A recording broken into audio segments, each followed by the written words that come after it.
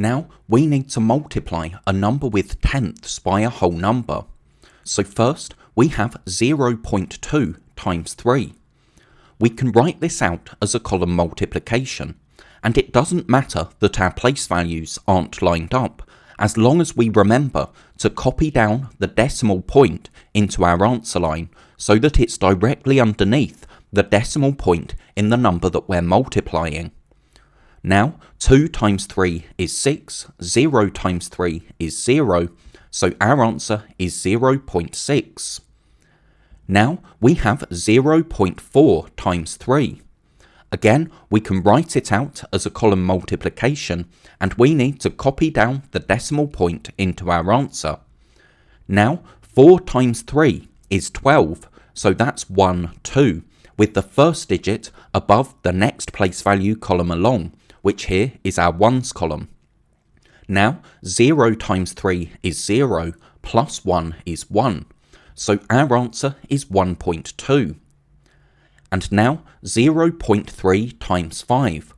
We copy down the decimal point, and 3 times 5 is 15, so that's 1, 5. Then 0 times 5 is 0, plus 1 is 1, so our answer is 1.5. And we know that multiplication is really repeated addition. So for 0.2 times 3, we can show 2 tenths and then another 2 tenths and then another 2 tenths. So we've added 0.2 3 times, and we can see that we get 6 tenths. Now we have 0.4 times 3. 0.4 is 4 tenths. So if we show 4 tenths, then another 4 tenths, and then another 4 tenths, you can see that we have 12 tenths, but that's the same as 1 whole and 2 tenths, so that's 1.2. Now we can show 0.3 5 times. So 0.3, 0.6, 0.9, 1.2, 1.5 is our answer because we have 15 tenths, and that's the same as 1 whole and 5 tenths.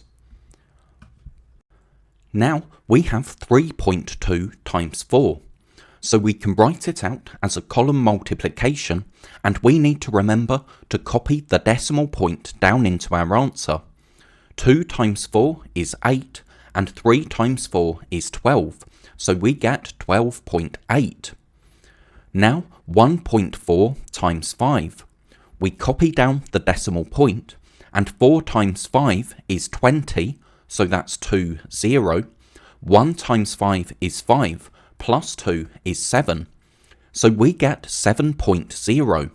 But 7.0 is the same as 7. All the 0.0 tells us is that we don't have any tenths, so we have a whole number as our answer.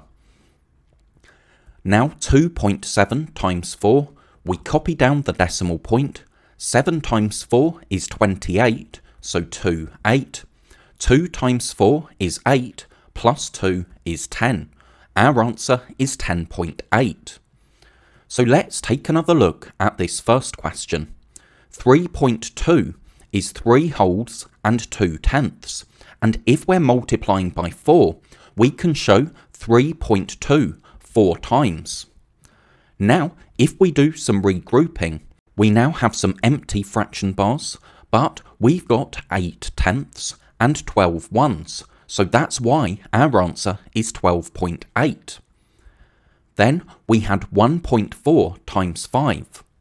If we show 1 whole and 4 tenths, that's 1.4, and to multiply by 5, we can show 1.4 5 times. Now, when we do some regrouping, we can ignore these empty fraction bars, but you can see that we've made 2 whole complete fraction bars just from adding our tenths. So that's why our answer is 7.0. Multiplying the tenths gave us 2 wholes, and that's why we wrote 2 above our ones column and 0 in our tenths column, and that's why our answer was a whole number. Then we had 2.7, so that's 2 wholes and 7 tenths, and we were multiplying by 4, so we can show 2.7 4 times.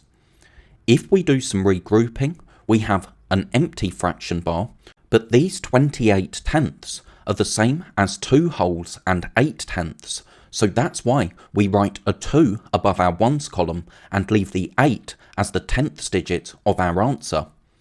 Now, with the 2 that we've made from multiplying our tenths, you can see that we have 10 whole fraction bars altogether, so that's why our answer is 10.8.